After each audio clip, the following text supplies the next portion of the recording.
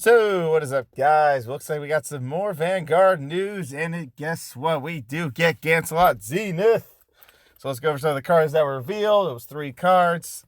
So, let's get started. Red Rainbow Liberator Balin. When your Blaster Blade Liberator rearguard is placed, if your Vanguard is a Liberator, this becomes a 14k beat stick, so it reaches a magic number.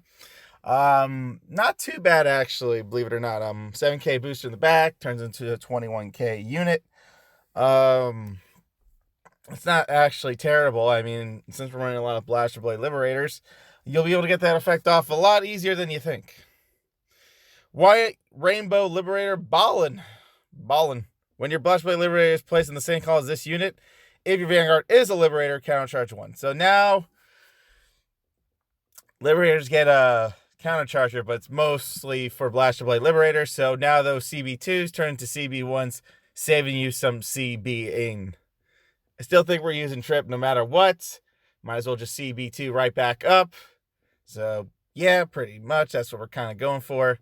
And a good way to kind of call this is, best way to call this is going to be through probably Alfred early, maybe. But we'll see when we get to it. And there's that boy, Gancelot Zenith. Let's get this started. When this unit attacks a Vanguard, counterblast 1 and put a rear guard to the bottom of your deck. So it says anything. So they took away the nerf on the G2 or less, so now a G3 can be recycled. Call the top card of your deck, and that unit gets plus 10,000 power. When placed from the deck, return this unit to your deck to call Blaster Blade Liberator from your deck. If your deck has no Blaster Blade Liberators, add from the drop zone. So that's actually pretty good. That's interesting. So if this ever gets called, you can just call it Blaster Blade Liberator, which is interesting. When it's placed from the deck, return this unit to your deck to call a Blaster Blade Liberator from deck. If your deck has no Blaster Blade, add from the drop zone. So does that mean you summon from the drop zone? Anyway, so at least now, like Gancelot Zenith, like if this ever turns into a top card, you call this. But if it's like final turn, you need the final push. Obviously, you're not going to change out. So it looks like Zenith might be a rank award. There is a freaking alternative art for the Winter Championship. So it looks like Zenith most likely will be a rank award, like my friend says. So more Q&A questions for persona writing. Apparently there's a persona writing coming into overdress. When I wrote a grade 3 on a grade 2, can I continue to use it? No, you cannot. You can only write once a turn. You'll be able to use persona writing the next turn. So there's a thing called persona writing that we're going to have to go over later. After using persona, I call rear guard to the front. Does the rear guard get... Are you serious? This is what persona writing came to? So, obviously, like I said, the only way to officially go over some of these overdress cards is to legit read what the is this what's going on. On the turn after I wrote a grade 3 unit directly from the hand, can I write a grade 3 from my deck? No. You can... No, I would even say no. What kind of Q&A was that? No. Okay.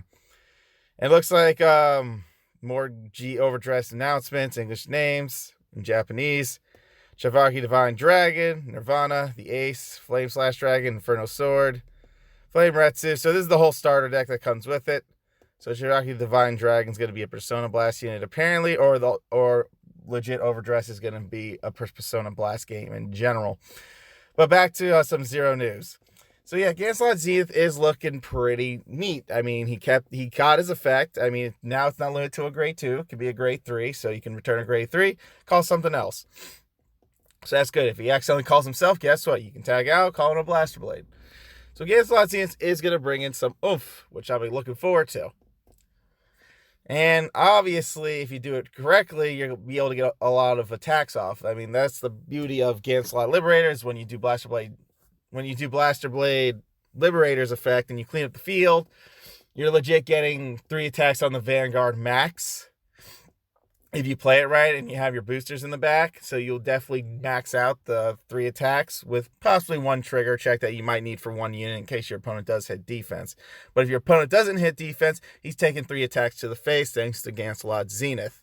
So that's pretty much end game right there. It's nice to see they get a counter charger, but it's very limited to Blaster Blade Liberator. Blaster Blade Liberator just becomes a CB1 when you have this in the back. But guaranteed we are going to be running this anyways because it's Blaster Blade Liberator, because he's easy to get and it's easy to retire. And if we're ever down a counter charge, guess what? We can retire with a CB2 and counter charge back with a CB1, and then this guy goes off. depending where you're at on your C beam, though. So all in all, Zenith is looking amazing. My God, we can see some high play with this. Anything that has multi-attack patterns are always good in Zero's format. This makes up for that depressing dragon. So I'm looking forward to Zenith. Thanks for watching, guys. Be good.